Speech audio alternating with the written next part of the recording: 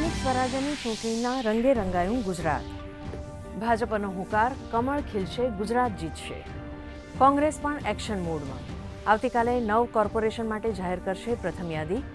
અમદાવાદના ખાનપુર ખાતે એઆઈએમઆઈએમના રાષ્ટ્રીય પ્રમુખ ઓવેસીની જાહેર સભાનું આયોજન.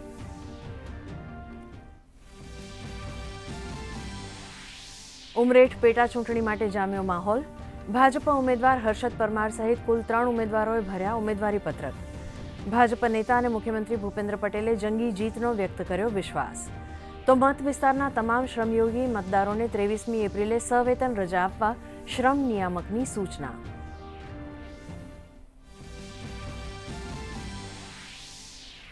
કેરળમાં ચૂંટણી માહોલ વચ્ચે ભાજપના વરિષ્ઠ નેતા અને પ્રધાનમંત્રી નરેન્દ્ર મોદીનો મોટો દાવો.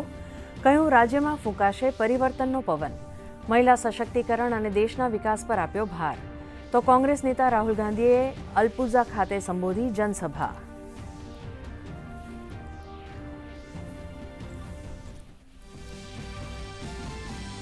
દેશમાં વિધાનસભા ચૂંટણીને પગલે રાજકીય ગરમાવો. આસામમાં નીતિન નવીને વિકાસની રાજનીતિના સમર્થનમાં માગ્યા મત. પુડુચેરીમાં ભાજપનું ડોર ટુ ડોર કેમ્પેઇન. પશ્ચિમ બંગાળમાં મમતા બેનર્જીના સત્તા પક્ષ ઉપર પ્રહાર.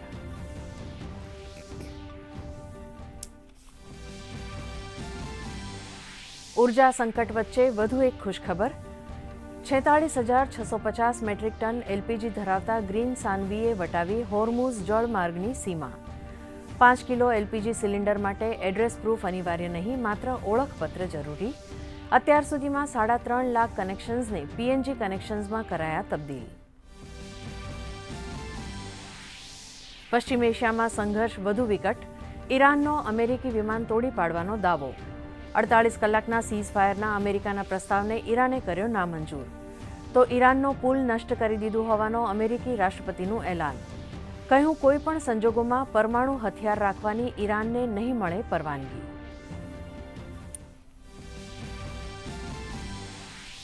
અમદાવાદ રેલવે વિભાગની આધુનિક સિગ્નલ સિસ્ટમ બનશે વધુ મજબૂત. રેલવે મંત્રાલય દ્વારા અમદાવાદમાં ઓપ્ટિકલ ફાઇબર કેબલ બેકબોન પ્રોજેક્ટને મંજૂરી. કવચ સિસ્ટમના અમલીકરણને મજબૂત બનાવવા 1456 રૂટ કિલોમીટર વિસ્તારમાં ઊભું કરાશે ઓપ્ટિકલ ફાઇબર નેટવર્ક. દેશ અને રાજ્યમાં હવામાનનો મિશ્ર મિજાજ. ભાવનગરમાં કમોસમી વરસાદ.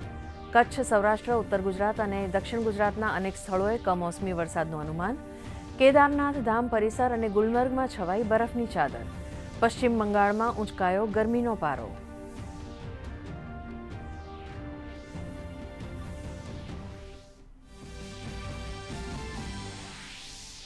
આઈપીએલમાં આજે ડબલ હેડર.